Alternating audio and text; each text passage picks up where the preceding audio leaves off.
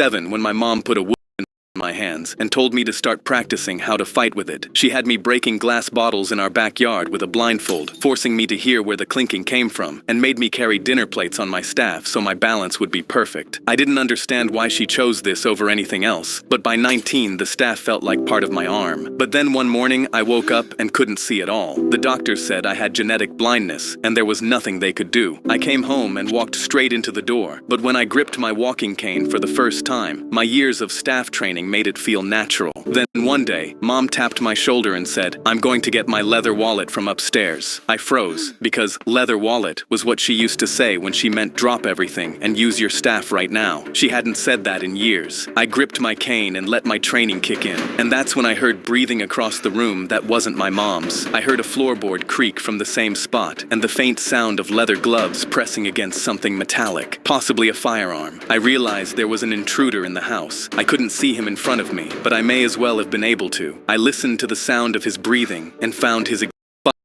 5 inches to the left of the TV, 1 foot in front of the fireplace. I wrapped around my cane and thought back to all my training. I'd done this 1,000 times. Then in one motion I stood and swung. I heard the intruder gasp, but he wasn't quick enough. My cane hit his stomach and he doubled over. I brought the cane down hard on his head, then heard a thud. My heart pounded as I smelled blood, and when I walked over, I knew by the pace of his breathing he was unconscious. Mom came running back in and instantly pulled me into her arms. She told me she'd always known about my genetic blindness, and she knew this day would come. That's why she was training me with the staff. She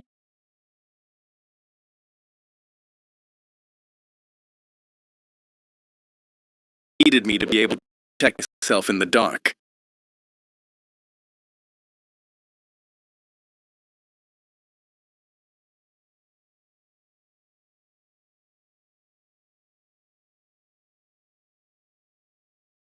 I was 7 when my mom put a wooden staff in my hands and told me to start practicing.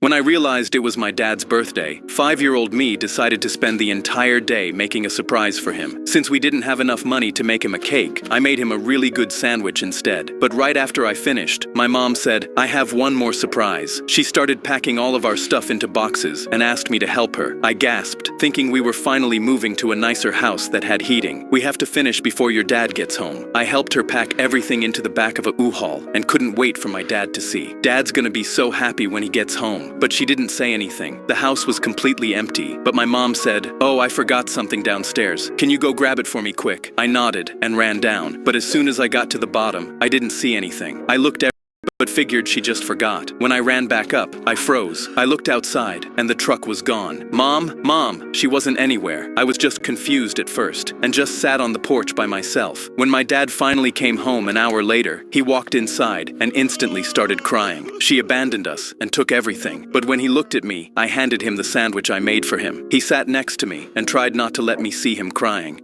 When I realized it was my dad's birthday, 5-year-old me decided to spend the entire day making a surprise for him. Since we didn't have enough money to make him a cake, I made him a really good sandwich instead. But right after I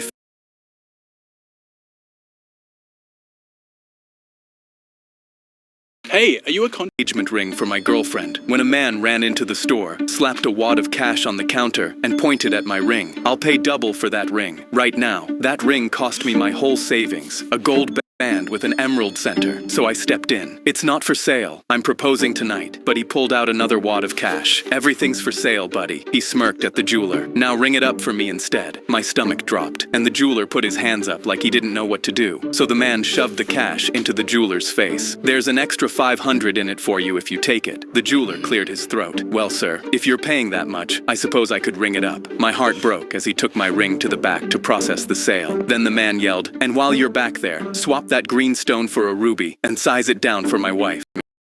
I was with my side chick all morning and my wife got pissed, so this ring will make her forgive me. I'd had enough, so I yelled, "I hope your wife doesn't forgive your cheating." "Ah," he laughed. "She always does." Then the jeweler returned with the ruby ring in a box, and the man dropped his cash on the counter. But I couldn't let him get away with this. The man FaceTimed his wife and flipped the camera to the ring. "Baby, look what I got you. I'm sorry, baby. I won't cheat again." I leaned into the frame. He stole my engagement to give to you as an apology. His face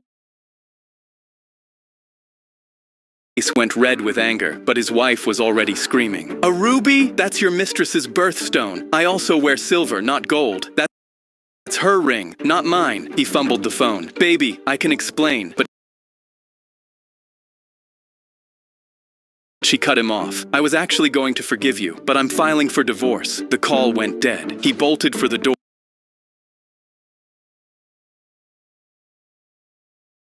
I opened it, and it was my ring, emerald and all. I gave him a fake from the back instead for being an asshole. Then he slid me the man's cash. Wanna buy anything else for your girlfriend? I was at the jewelry store picking up the engagement ring for my girlfriend when a man ran into the store.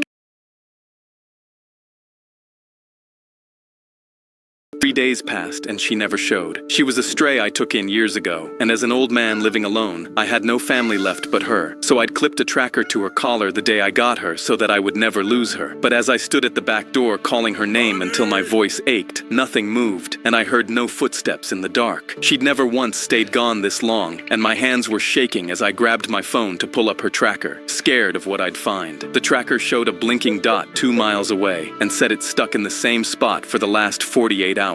My stomach turned, because I knew that could only mean one thing. I grabbed my cane and set off to find her, but halfway there I stumbled off the curb and twisted my bad ankle. I gritted my teeth and kept limping, because the thought of going back to that empty house without her hurt worse than my ankle. It took me 2 hours, but when I arrived, the dot didn't lead to a road or a house, and then I heard it, a meow from Honey, coming from the backyard. Relief flooded through me, until an old woman's voice cooed back, "There's my sweet boy Robert, my sweet kitty." My blood ran cold, because someone stole my cat, and they were calling her a name that wasn't hers. I banged on the gate until she opened it, and I screamed, "That's my cat, give her back, or I'm calling the police." But the old woman just stood there, tiny and frail, Honey purring near her legs.